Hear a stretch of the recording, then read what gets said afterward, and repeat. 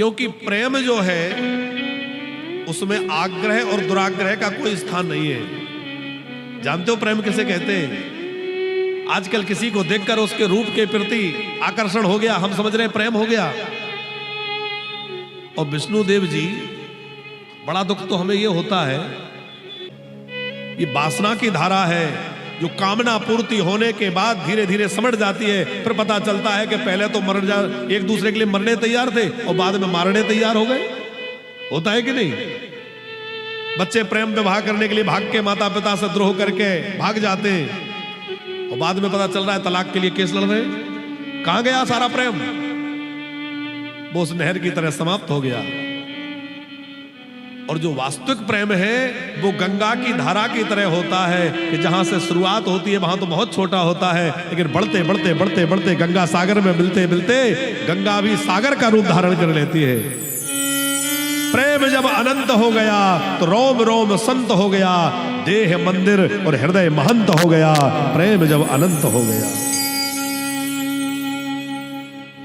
शारीरिक आकर्षण को प्रेम नहीं कहते। किसी की गोरी चमड़ी को देखा उसी के दीवाने हो गए, हमें उससे प्रेम हो गया, ये प्रेम नहीं है। प्रेम तो आपके माँ बाप आपसे करते हैं जो बिना स्वार्थ के आपको चाहते हैं। कोई क्या प्रेम करेगा? राधा जी का को भी वो भूल जाती है और वो आगे जाके कहने लगती है मैं अपना डिसीजन खुद लूंगी और अपनी मर्जी से अपना पति चुन करके चली जाती है। और उसका परिणाम यह होता है कि उसका पिता जीवन भर समाज में सिर उठा के नहीं चल पाता। ये प्रेम है कि ये होना चाहिए कि मेरे पिता ने, मेरी माँ ने मेरे लिए अपना पूरा जीवन समर्पित कर दिया। मेरे माँ बाप जहां करेंगे गलत नहीं करेंगे, मेरे माँ बाप जो कुछ करेंगे अच्छा ही करेंगे। है? ये बहुत बड़ा समस्या समाज में बनती जा रही है। इसलिए बहुत सावधान होने की आवश्यकता है। किसी के आकर्षण में आकर जल्दी से उसके दीवाने नहीं बन जाना है।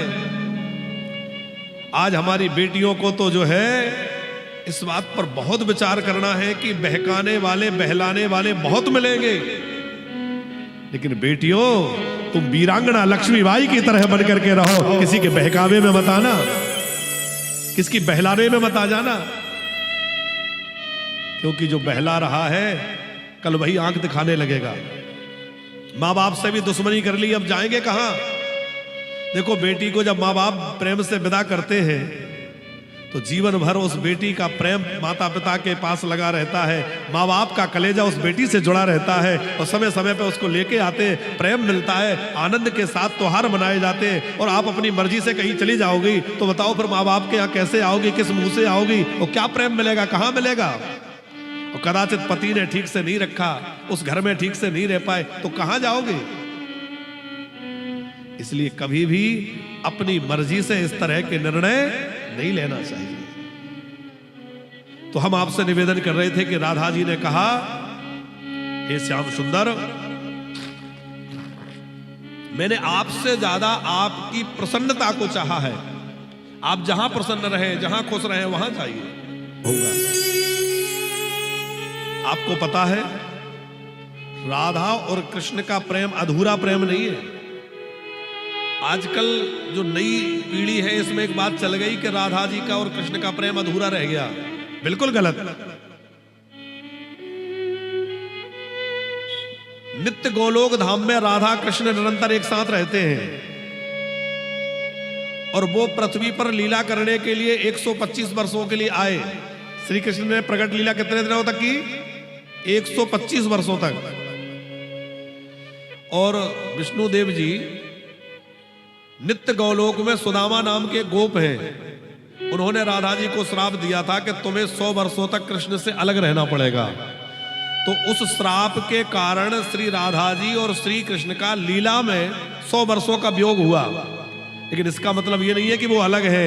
जैसे जल और जल के तरंग कभी अलग नहीं हो सकते, शब्द और उसका अर्थ कभी अलग नहीं हो सकते, वैसे ही राधा